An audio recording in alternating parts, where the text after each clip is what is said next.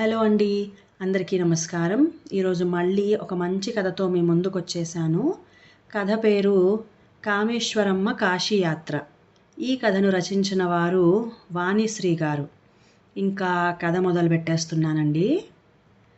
కామేశ్వరమ్మ తన ముగ్గురు కొడుకులకు ఫోన్ చేసి వచ్చే ఆదివారం అర్జెంటుగా గుంటూరు రమ్మని చెప్పింది.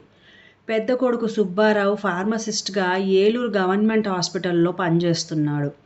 రెండోవాడు శంకర్ చెన్నై ఎన్నూరు అశోకా లేలాండ్లో మెకానికల్ ఇంజనీర్. మూడో కొడుకు నెల్లూరు దగ్గర కృష్ణపట్నం పోర్టులో ఉద్యోగంలో ఉన్నాడు. ఏంటమ్మా అర్జెంటు, ఆరోగ్యం బాగా లేదా అని అడిగితే, ఫోన్లో చెప్పేది కాదులే, రండి చెప్తాను అని అంది. సంవత్సరం క్రితం ఆమె క్యాన్సర్ బారిన పడింది. కడుపు నొప్పితో బాధపడుతుంటే పక్క పోర్షన్లో అద్దెకుంటున్న అంగన్వాడీ టీచర్ సీత ఆమెను ఆసుపత్రికి తీసుకెళ్ళింది. టెస్టులు చేసి క్యాన్సర్ అని గుర్తించారు. సుబ్బారావు తల్లిని ఏలూరు తీసుకెళ్ళి ఎర్లీ స్టేజ్లో బయటపడిన క్యాన్సర్కి అక్కడి గవర్నమెంట్ హాస్పిటల్లో ఆపరేషన్ చేయించాడు. కామేశ్వరమ్మ క్షేమంగా బతికి బయటపడింది. సుబ్బారావు తల్లిని తన దగ్గరే ఉండిపోమ్మన్నాడు. కామేశ్వరమ్మ వింటేనా? ముగ్గురు కొడుకులున్న ఆమె గుంటూరులో ఒంటరిగా ఉండటానికి అలవాటు పడింది. నగరంపాలెం 3 బొమ్మల సెంటర్ దగ్గర సొంత పెంకుటిల్లుంది. ఒక పోర్షన్ సీతకి అద్దెకిచ్చి మరొక దానిలో తనుంటోంది. మీ ఇళ్లల్లో నాకేం తోస్తుందిరా, గుంటూరులో అంతా మన బంధువులున్నారు. మంచికి చెడుకి ఆసరాగా ఉంటారు.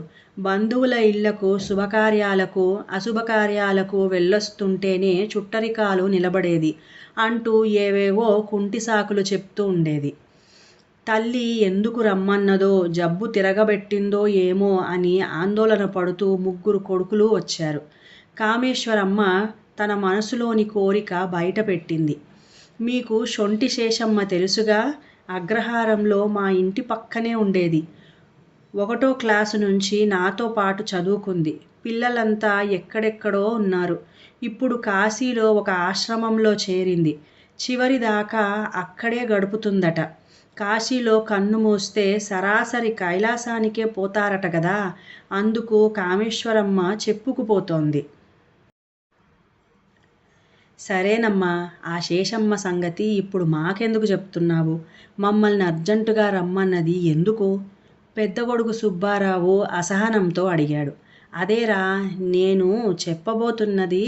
నాకు ఆరోగ్యం అంతంత మాత్రంగానే ఉంటున్నది. షుగరు జబ్బు ఉంటే ఒంట్లో బెల్లం ముక్క ఉన్నట్లేనో, చీమలు చేరినట్టు జబ్బులు చేరుతాయని డాక్టర్ చెప్పాడు. గుండెపోటు వస్తే నిమిషాల్లోనే ప్రాణం పోతుంది. అందుకే నేను కాశీకి పోయి శేషమ్మ ఉంటున్న ఆశ్రమంలో చేరతాను. చివరి రోజుల్లో ఆ కాశీ విశ్వనాథుని సేవించుకుంటాను. అక్కడే చచ్చిపోయి సరాసరి కైలాసానికే పోతాను చెప్పింది కామేశ్వరమ్మ. చిదానందరూపం శివోహం శివోహం. ఎంతో శుభవార్త విన్నట్లు మురిసిపోయారు ముగ్గురు కొడుకులు. సరేనమ్మా, నీకు ఎట్లా సంతోషంగా ఉంటుందో అట్లాగే చెయ్యి ముక్తకంఠంతో అన్నారు. వాళ్ల ముఖాలు సంతోషంతో వెలిగిపోయాయి. తల్లి కాశీకి పోయి అక్కడే చచ్చిపోవాలని కోరుకుంటూ ఉంటే అంతకంటే ఏం కావాలి? నగరంపాలెం సెంటర్లో ఉన్న ఇల్లు తల్లి పేరుతో ఉంది. పెంకుటిల్లు పాతబడింది. దానికేం విలువ లేదు. కానీ 200 గజాల స్థలానికి వాల్యూ ఉంది. హాట్ కేక్లా అమ్ముడుపోతుంది. ఇంతకాలం ఆ ఇల్లు అమ్మేద్దాం, మా దగ్గరికొచ్చి ఉండు అంటే ససేమిరా అంటోంది.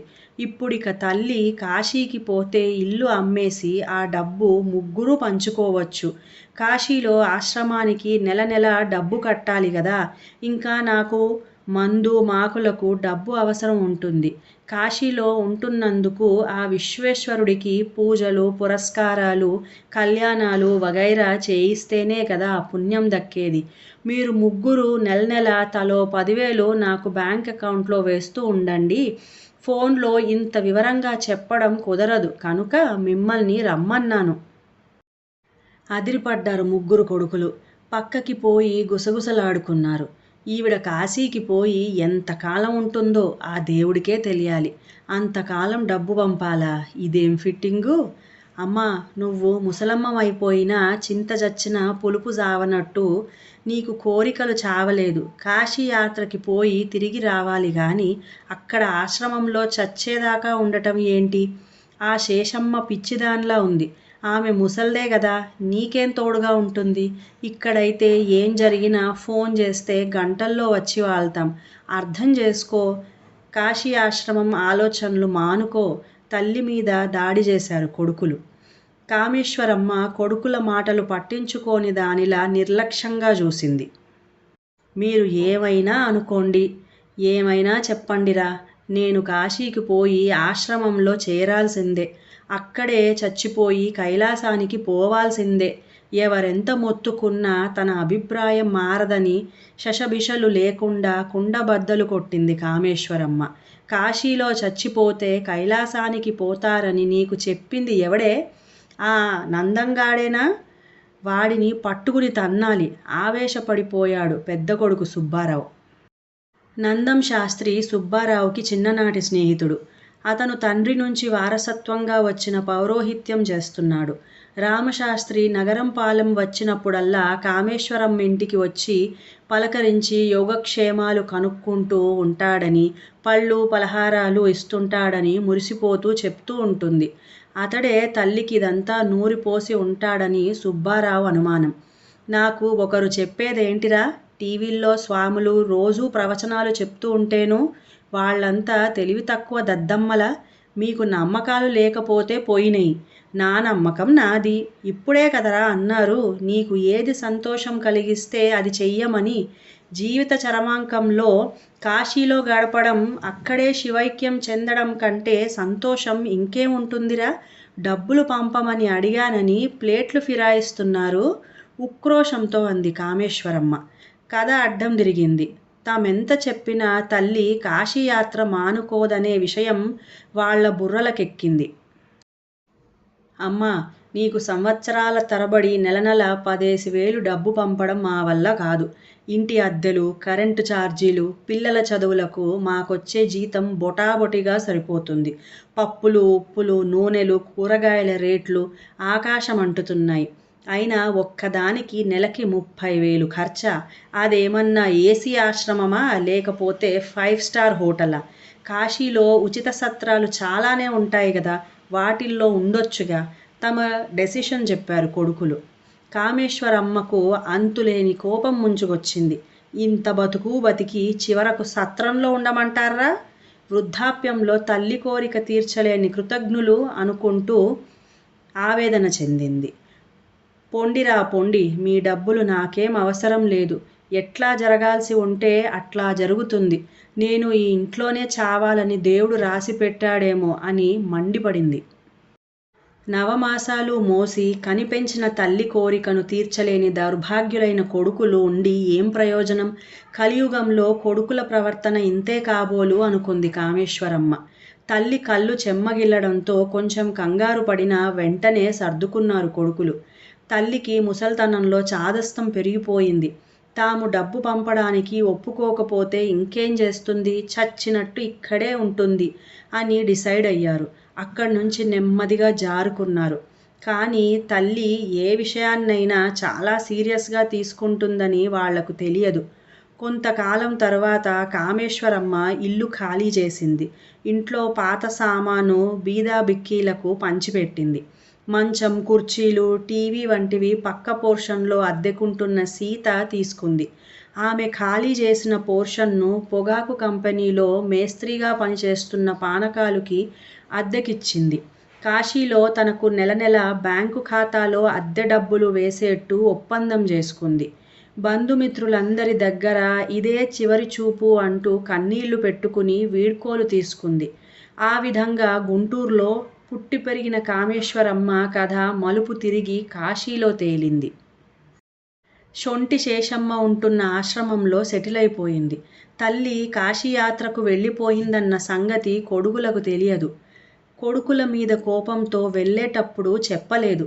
తల్లి కాశీ చేరుకుని ఆశ్రమంలో సెటిల్ అయిందన్న చేదు నిజం కొడుకులకు తరువాత తెలిసింది. అది కామేశ్వరమ్మ ద్వారానే. కాశీకి వెళ్ళిపోయానురా, ఆశ్రమంలో చేరాను. నేను చనిపోయాక ఆశ్రమం వాళ్ళు మీకు ఫోన్ చేసి చెప్తారు, వచ్చి తలకొరివి పెట్టండి ఫోన్ చేసి చెప్పింది. ముగ్గురు కొడుకులు పెద్ద షాక్ తిన్నారు.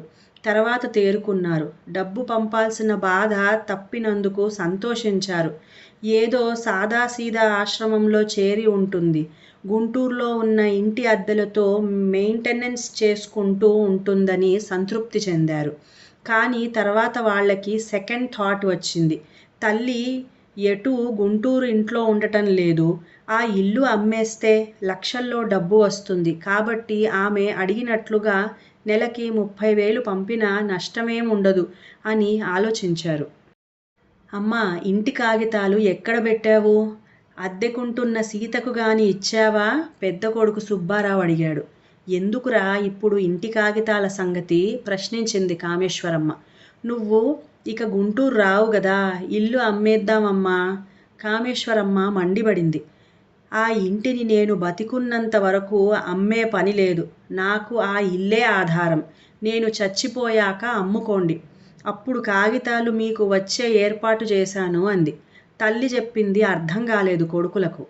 ఆమె చచ్చిపోయాక ఇంటి కాగితాలు తమ దగ్గరికి ఎక్కడి నుంచి వస్తాయి అని తలలు బాదుకున్నారు. బాదం ఆకులు పండి నేల రాలినట్లు సంవత్సరాలు గడిచిపోయాయి. 7 సంవత్సరాలు కామేశ్వరమ్మ కాశీ విశ్వనాథుని సేవలో తరించింది. ఒకరోజు కాశీ ఆశ్రమం నుంచి ముగ్గురు కొడుకులకు ఫోన్ కాల్ వచ్చింది. మీ తల్లిగారైన కామేశ్వరమ్మ గారు శివైక్యం చెందారు అని. మీరు వెంటనే కాశీకి బయలుదేరి రండి. ఆమె భౌతిక కాయాన్ని హాస్పిటల్ మార్చరీలో భద్రపరిచామని. ముగ్గురు కొడుకులు కాశీకి వెళ్ళి తల్లికి అంత్యక్రియలు నిర్వహించారు. ఆశ్రమం వాళ్ళు కామేశ్వరమ్మ బ్యాంక్ పాస్బుక్ ఇచ్చారు. అందులో గుంటూరు స్టేట్ బ్యాంకు నుంచి నెల నెల ఆమె ఖాతాకు అక్షరాల 40,000 జమ అవుతున్నట్లు ఎంట్రీలున్నాయి. అంతా అయోమయంలో పడ్డారు. బ్యాంకు వాళ్ళు నెలకు 40,000 తల్లి అకౌంట్కి డబ్బు పంపడం ఏంటి? గుంటూరు వెళ్ళి బ్యాంకు మేనేజర్ని కలిశారు. కామేశ్వరమ్మ ఇంటిని తాకట్టు పెట్టింది. సీనియర్ సిటిజన్స్ కోసం ప్రవేశపెట్టిన రివర్స్ మార్ట్గేజ్ స్కీమ్ ద్వారా 50 లక్షలు లోన్ తీసుకుంది. ఆ డబ్బు బ్యాంకులోనే ఫిక్స్డ్ డిపాజిట్ చేసింది. ఆ డిపాజిట్ మీద వడ్డీ నెల నెల ఆమె ఖాతాకు పంపుతున్నాం. ఇప్పుడు వారసులైన మీరు లోను వడ్డీ చెల్లించి ఇంటి డాక్యుమెంట్లు తీసుకోవచ్చు. లేకపోతే బ్యాంకు ఇంటిని వేలం వేసి డబ్బు రాబట్టుకుంటుంది. బాంబు పేల్చినట్టు విషయాన్ని బయటపెట్టాడు బ్యాంక్ మేనేజర్. అతని మాటలతో అదిరిపడ్డారు ముగ్గురు కొడుకులు. బిక్క చచ్చిపోయి బిగుసుకుపోయారు. వాళ్ల ముఖాల్లో కత్తివేటుకి నెత్తురు చుక్క లేదు. పచ్చి వెలక్కాయ తిన్నట్లు గొంతులు పట్టేశాయి. నోట మాట రావడం లేదు ఎవరికీ. ఓ మై గాడ్, దేవుడిని తలుచుకున్నారు అప్పుడు. ఇంకా కథ సమాప్తం. ఈ కథ మీకు నచ్చినట్లయితే ప్లీజ్ లైక్ చేయండి, షేర్ చేయండి, మంచి కామెంట్ కూడా పెట్టండి. అలాగే నా సంగీతం ఛానల్ సాగరిక సంగీత మండలి ఛానల్ని కూడా సబ్స్క్రైబ్ చేసుకొని మంచి భక్తిరసమైన పాటల్ని వినండి. ఇంకా సెలవు.